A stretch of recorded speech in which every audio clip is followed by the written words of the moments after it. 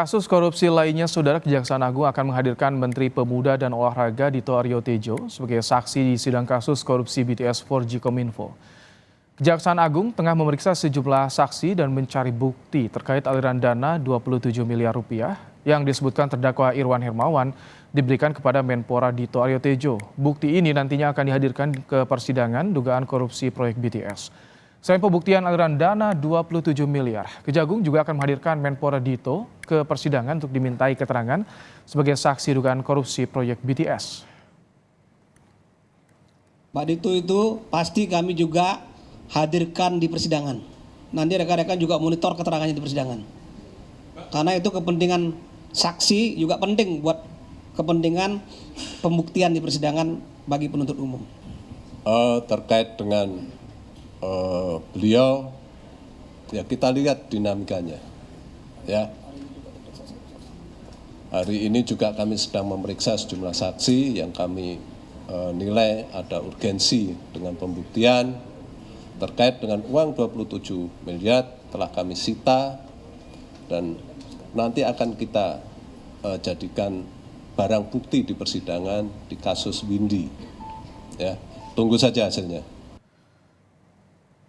Pengacara terdakwa Irwan Hermawan Magdir Ismail pada 13 Juli lalu menyerahkan uang 27 miliar rupiah ke Kejaksaan Agung. Kala itu Magdir mengaku ada seseorang berinisial S yang menyerahkan uang 27 miliar ke kantor.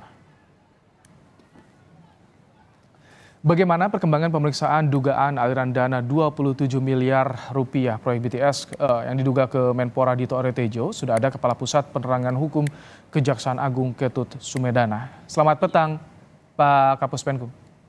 Selamat petang, Mas. Gimana kabarnya? Alhamdulillah sehat. Pak, jadi bagaimana soal perkembangan aliran dana 27 miliar? Kan di sidang sudah disebut, ini bisa jadi juga sebagai fakta sidang, jadi alat bukti juga tidak, Pak? Ya, jadi begini, perkara yang terkait dengan BTS 4G ini ya, saya jelaskan dulu bahwa kita sudah melimpahkan 6 berkas perkara di persidangan, 2 perkara masih tahap 2, dan 3 perkara dalam proses penyidikan. Nah, perkara ini salah satunya sudah banyak yang bergulir, yang 6 berkas perkara tadi ya, sehingga kita masih memerlukan penguatan pembuktian. Ini baru salah satu saksi yang menyatakan bahwa ada aliran dana kemana-mana, termasuk tadi disebut Pak Dito, ada disebut juga dari ke DPR, dan ada juga disebut sampai ke BPK. Ini tentu memerlukan pendalaman dan kesaksian lain ya, sehingga kita tidak bisa bicara apakah ini langsung bisa ditetapkan seseorang menjadi tersangka. Enggak, kita harus menemukan dulu alat bukti lain yang bisa mendukung keterangan-keterangan yang tadi. Oke. Nah, itu perkaranya Pak Dito, ke depannya apakah bisa dilakukan pemanggilan apa tidak? Kalau untuk perkaranya Pak Dito terkait dengan kesaksinya Windu, itu mungkin tidak jadi masalah. Tapi kalau untuk keterangan ini bisa-bisa saja kita panggil, tapi harus melalui penetapan pengadilan dulu seperti itu sebagai saksi tambahan. Seperti Ini itu, Mas. berkas perkaranya ikut yang sudah ada, yang sudah bergulir, atau bisa jadi terpisah nih soal aliran dana 27 miliar ini, Pak Ketut? Sementara kalau dari hasil yang saya rekap kemarin, kan dari 6 berkas perkara itu hanya khusus dengan perkara pokoknya, ya, yaitu perkara terkait dengan kerugian negara yang 8 sekian triliun. Tapi kalau untuk perkaranya yang 2, yang WP dan IWM, nah ini khusus adalah perkara-perkara yang terkait dengan pasal-pasal 5, pasal 11, dan pasal 12, yaitu mengenai aliran dana tadi itu. Nah, di sanalah yang menyatakan ada aliran ke saudara Dito, saudara dari DPR, dari BPK, ini masih kita kejar, masih kita dalami semua.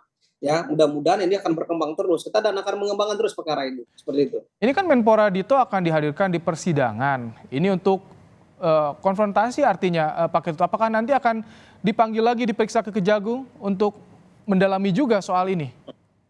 Sementara begini, sementara kita fokus dulu di persidangan yang sedang lagi rame. Media juga rame menanyakan kepada kami, kepada kita ya.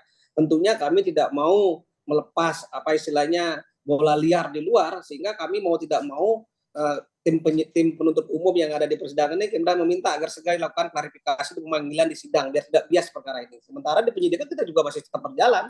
Apabila ditemukan bukti-bukti baru terkait perkara ini, tentu kita akan panggil.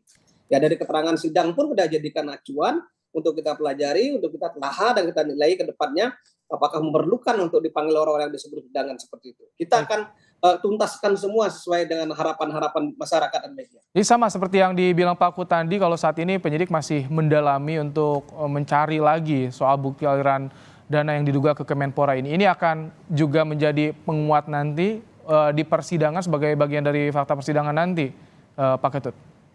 Ya, tugasnya penuntut umum itu adalah membuktikan konstruksi hukum yang di mana dalam surat dakwaan. Tentunya kita membuat terang suatu perkara itu harus ada alat bukti berupa keterangan-keterangan saksi yang fair, yang menurut kami itu dapat dipertanggungjawabkan. Sehingga dalam proses penyidikan pun yang lagi berjalan ini dari dua perkara ini, kita juga menginginkan itu juga terjadi sebagaimana proses persidangan. Kita berharap semua saksi yang dihadirkan di persidangan sama dengan keterangan saksi sebelumnya, bisa terbuka, terlepas seperti itu. Karena kemarin pada saat kita lakukan pemeriksaan di proses penyidikan ini masih saling menutupi mereka, masih saling mengakui, saling mengingkari. Nah ini perlu kita lakukan pendalaman dan untuk kemungkinan kedepannya ada pengembangan baru dari perkara ini.